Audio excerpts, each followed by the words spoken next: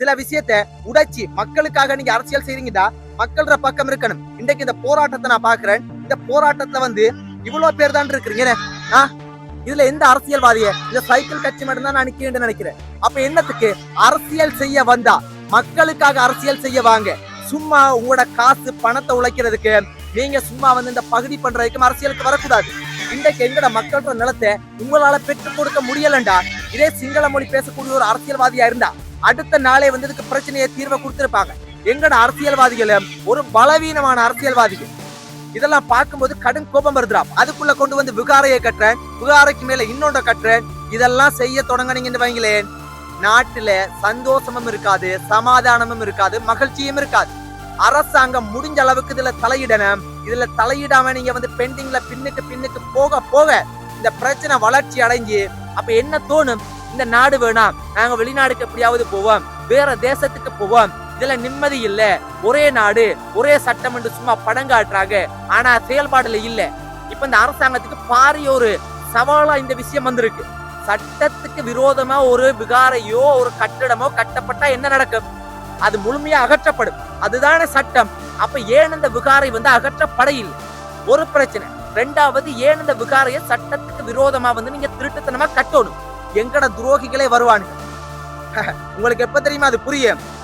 10 வருஷத்துக்கு பிற்பாடு நீங்களும் உங்களோட பிள்ளைகளும் கோமணத்தோட திரியும் போது ஐயோ அம்மாண்டு கத்துவீங்க. அப்ப உங்களுக்கு புரியும்.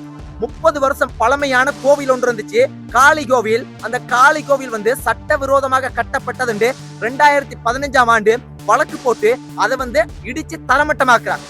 எப்ப 2009ஆம் ஆண்டுக்கு முதல் ஒன்று நடக்கல. யுத்தம் எல்லாம் முடிஞ்சதுக்கு பிற்பாடு 2015ஆம் ஆண்டு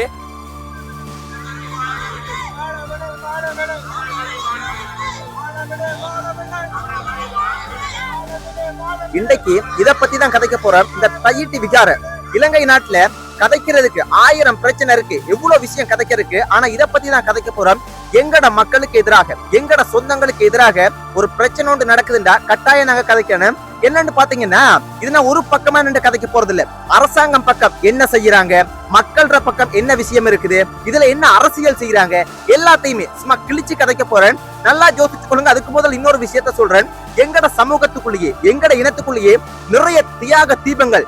ஏண்டாப்பா இப்படி எல்லாம் பிரச்சனை பண்றீங்க, ஒரு இனத்துக்குள்ள வந்து ஏன் ஒரு கலவரத்தை உண்டு பண்றீங்க, சந்தோஷமா வாழணும் தானே, இப்படி எல்லாம் சொல்றாங்க. அவங்கள்ட்ட நான் ஒன்று கேட்கிறேன்.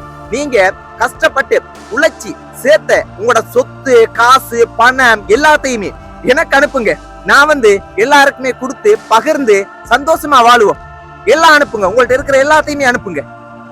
அதையே சில பேர் செய்ய மாட்டாங்க. எங்களோட உறவுகள் செய்யறீங்க, இல்லன்னு சொல்லல. ஏன் நான் இதை கதைக்கிறேன் அப்படின்னா, அந்த அளவுக்கு ஏதோ ஒரு கதைக்கிறதுக்கு ஒரு சந்தர்ப்பம் கிடைச்சிருக்கு அப்படின்னோன்னு சும்மா வாய்க்கு வந்ததெல்லாம் கதைக்கிற இல்ல. இப்ப இதை யோசிச்சுக்கோங்க. இலங்கை நாட்டுல தற்போதைய அரசாங்கம் ஒரு மிகப்பெரிய ஒரு விஷயத்த செய்யறாங்க. என்னண்டா, சட்டம் வந்து எல்லாருக்கும் சமம். அதே மாதிரி எக்கச்சக்கமான விஷயத்த சொல்றாங்க. அப்ப சட்டம் சமம் அப்படின்னா இந்த விகாரை சம்பந்தப்பட்ட பிரச்சனையை முதலாவது நான் உங்களுக்கு சொல்றேன். என்னன்னா, இந்த விகார ஒரு யுத்தம் நடந்ததுக்கு பிற்பாடு பாத்தீங்க அப்படியா வந்து அது ராணுவத்தினுடைய உயர் பாதுகாப்பு வலயமா இருந்துச்சு. அப்ப யாருமே அங்க போக முடியாது, அங்க யாருமே நெருங்க முடியாது.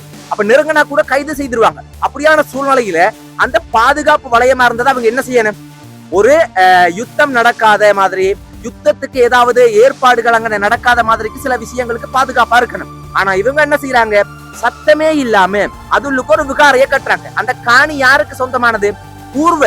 பூர்வீகமான ஈழ தமிழர்களுக்கு சொந்தமான காணி. அப்ப அந்த சொந்தமான காணிய இவங்க எப்படி அதுல வந்து விகாரைய கட்ட முடியும்?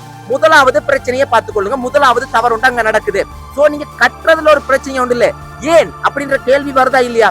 அங்க யாழ்ப்பாணத்திலேயே விகாரைய கட்டுறீங்க. அங்க யார் சிங்கள மக்கள் அந்த இடத்துல இருக்கிறாங்க? தமிழ் மக்கள் வந்து உங்கள்கிட்ட யாருக்கையாவது விகாரைய கட்டுங்க, நாங்க விகாரைய வழிபட போறோம்னு கேட்டாங்களா? இதுல நல்லா புரிஞ்சு கொள்ளணும். வந்து சிங்கள மொழி பேசக்கூடிய மக்கள் நிறைய பேர் சொல்ற கருத்து வந்து இது ஒரு தவறான விஷயம். அந்த மண்ணுல அவங்களோட இடத்துல ஏன் இதை நீங்க செய்யறீங்க? நான் இன்னொரு இந்த பிக்குகள் சில பேர் கதைக்கிறதையே நான் பாக்குறேன். அவங்களே சில பிக்குகளே சொல்றாங்க அது தவறான விஷயம்டாப்பா, மக்கள் காணியிலே போய் கட்டுறீங்க, அது ஒரு இனவாதத்தை தூண்டக்கூடிய ஒரு செயல் தானே. சோ ஆக மொத்தத்துல பாத்தீங்கன்னா அது வந்து மக்களினுடைய காணியில சட்ட விரோதமாக கட்டப்பட்ட விகாரை அப்படின்றத நல்ல தெளிவா புரிஞ்சு கொள்ளுங்க.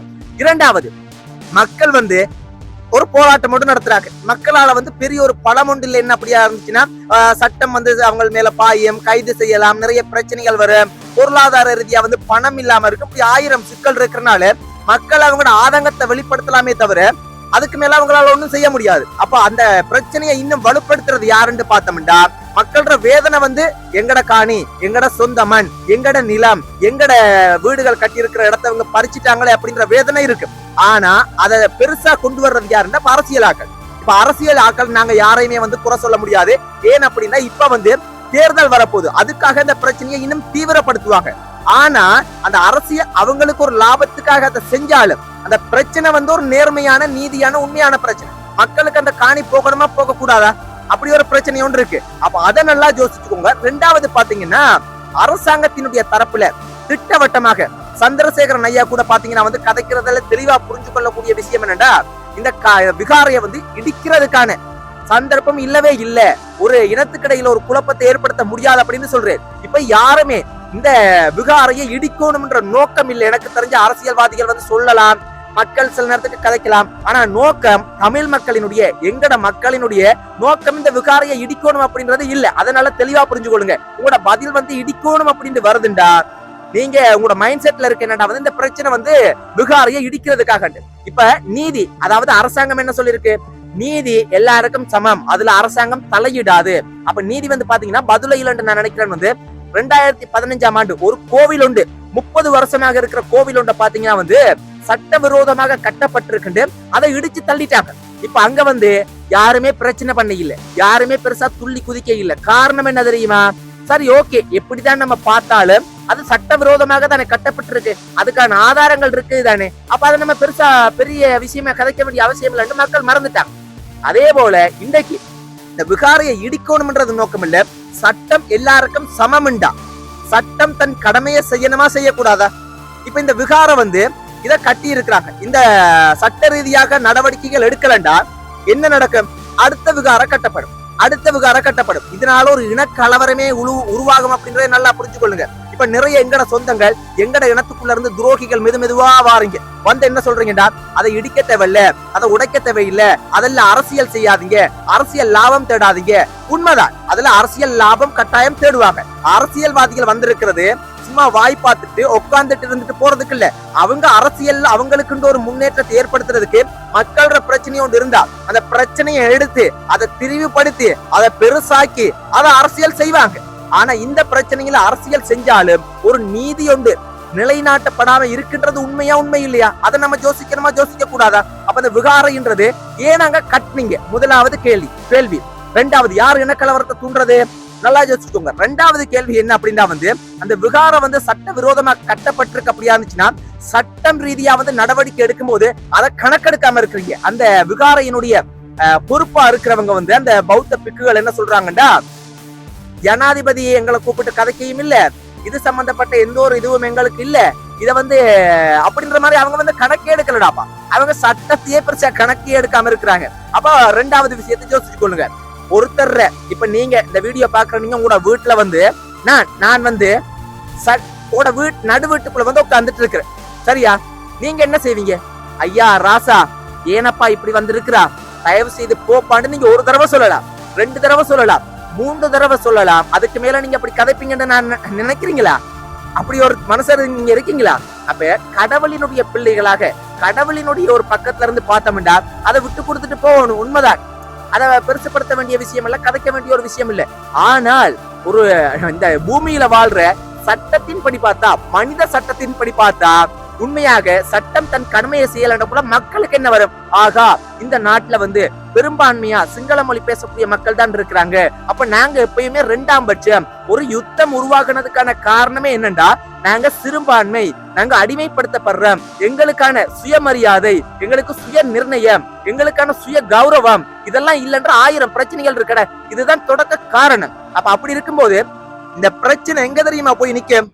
பெரிய இனக்கலவரத்துல. இந்த பிரச்சனைக்கு ஃபுல் ஸ்டாப் பண்ணணும்டா அரசியல் லாபம் தெரிய அரசியல்வாதிகள் வந்து அரசியல் செஞ்சாலும், தேர்தலுக்காக இதை வந்து பெருசுபடுத்தினாலும் இது நிப்பாட்ட படையில்லைண்டா அடுத்த விகாரை உருவாகும். அப்ப அங்க தமிழ் மக்கள் இருக்கக்கூடிய பகுதியில என்னத்துக்கு? இப்ப நிறைய பேர் கேட்பீங்க, இப்ப வந்து மத்த இடங்கள்ல, கொழும்புல, சில இடங்கள்ல எல்லாம் வந்து சைவ கோவில் இருக்கு, புத்த கோவில் இருக்குது, அதே மாதிரி எல்லாமே இருக்குது, எல்லாருமே வாழ்றாங்களே அப்படின்னு சொல்லலாம்.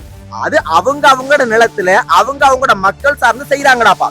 இது யாருமே இல்லாத தையிட்டியில பூர்வ குடிகளன ஈழ தமிழர்களினுடைய நிலத்தை சட்டத்துக்கு புறம்பாக, சட்டத்துக்கு எதிராக அபகரிச்சு, அப்ப அதுக்கு அரசாங்கம் நடவடிக்கை எடுக்காம வாய்ப்பாத்து கொண்டிருக்கின்றார். மக்கள் என்ன யோசிப்பாங்க, ஆகா இப்பவும் இந்த அரசாங்கத்தையும் இதே நிலைமைதான் போல, எந்த ஒரு பிரயோசனமும் இல்ல, எந்த ஒரு நம்பிக்கையும் இல்ல, நாங்க எப்பயுமே இது போலதான் வாழணும்ன்ற ஒரு மனசுல எண்ணம் வந்தா இப்பயே யோசிச்சு பாருங்க. லட்சக்கணக்கான எங்கட உறவுகள், எங்கட மக்கள் இந்த சொர்க்கம் மாதிரி இருக்கிற எங்கட இலங்கை நாட்டை விட்டு, எங்கட ஈழ தேசத்தை விட்டு போய்கொண்டே இருக்கிறாங்கன்னு. அப்ப மிஞ்சி மிஞ்சி போனா எங்கட பூர்வீக மண்ணுல யாருமே இருக்க மாட்டோம். எங்கட கலாச்சாரம் பண்பாடு, எங்களுக்குன்ற ஒரு தேசம் ஒன்று இருக்குன்னு, எங்களுக்குன்ற மண் ஒன்று இருக்குதுன்னு, எங்களுக்குன்ற ஒரு பண்பாடு இருக்குதுன்னு. அப்ப அதெல்லாம் விட்டு போட்டு எல்லாரும் போக தொடங்கிடுவோம், நம்பிக்கை வராது. அப்ப ஜனாதிபதியே சொல்றேன், புலம்பெயர் தமிழர்கள் அனைவருமே நாட்டுக்கு வாங்க, உங்களுக்கான சகல விஷயமும் இங்க இருக்குது, பயப்பட வேண்டிய அவசியம் இல்ல. கதைக்கிறாங்களே, அப்ப கதையில இருக்க கூடாது, நடவடிக்கையில இருக்கணும். அப்ப இந்த பௌத்த விகாரை அப்படின்றது, தையிட்டியில இருக்கிற விகாரை அப்படின்றது இடிக்கப்படணும் அப்படின்றது யாருக்கும் நோக்கம் இல்ல. அரசியல்வாதிகள் அதை நோக்கமாக வச்சிருக்கலாம், ஆனா நீதி நிலைநாட்டப்பட்டிருக்கா, இதுதான் கேள்வி. சட்ட விரோதமாக இன்னொருத்தர காணியில ஏன் நீங்க கட்டுறீங்க, அது முதலாவது பிள்ளை, அதுக்கான தண்டனை கிடைக்கணும். இரண்டாவது பிள்ளை, அப்படி சட்ட விரோதமாக கட்டப்பட்டிருக்குதுண்டா ஏன் நீங்க சட்ட ரீதியாக அதுக்கு நடவடிக்கை எடுக்கிறீங்கல்ல. மூன்றாவது பிரச்சனை என்னண்டா ஜனாதிபதி மக்களுக்கு எல்லாருக்கும் ஒரு பொதுவான ஜனாதிபதியாக இருந்தால் இந்த பிரச்சனையில் ஏன் தலையிடுவதற்கு இவ்வளவு நேரம் பின்வாங்குறீங்க, ஏன் இவ்வளவு காலம் எடுக்கிறீங்க? இப்ப இதுல யார் அரசியல் செய்யறது? எல்லாருமே அரசியல் செய்யறாங்க. எங்கட சமூகத்துல இருக்கக்கூடியவங்க அரசியல் செய்யறாங்க, உயர் தரத்துல இருக்கக்கூடிய ஜனாதிபதியில இருந்து சகல பேர் அரசியல் செய்யறாங்க.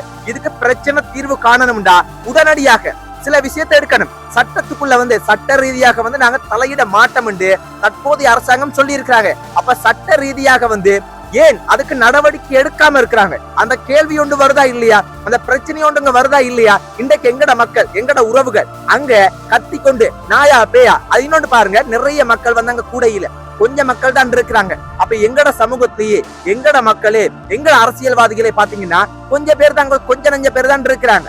அதே மாதிரிக்கு பாருங்க, இன்றைக்கு நான் பாக்குறேன் எங்கட அரசியல்வாதிகள்ல சும்மா அடிச்சு நான் கதைக்கிறேன், அர்ச்சனாவையும் சேர்த்துதான் கதைக்கிறேன். சும்மா ஏதோ பெரிய வாய் இருக்குன்றதுக்காக கதை கேளாது, சரியா?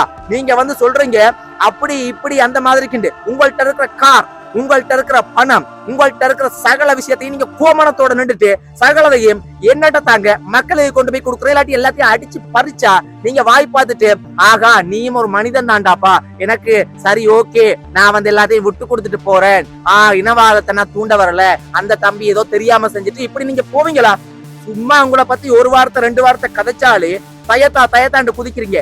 நல்ல விஷயங்களை செய்யறீங்க, நான் பாராட்டுறேன். நீங்களும் தவறான வார்த்தைகளை, தவறான எங்கட மக்களுக்கு எதிரா, எங்கட மக்கள் எங்கட உறவுகளுக்கு எதிரா யார் கதைச்சாலும் அது உயிரே போனாலும் சரி உரத்து குரல் கொடுப்போம். பல வருஷத்துக்கு முதல் பல விஷயங்கள் நடந்திருக்கலாம். இப்ப எதுவா இருந்தாலும் சோசியல் மீடியால பரவும். அப்ப உயிரே போனாலும் சோசியல் மீடியா மூலம் பரவிதான் அது போகும். அப்ப அதனால இன்றைக்கு நிறைய பேர் பாத்தீங்கன்னா தயத்தாண்ட எங்கட உறவுகள், எங்கட மக்களே எந்த புத்துக்குள்ள எந்த துரோகி இருக்கிறான்னு தெரிய மாட்டேங்கிடாப்பா.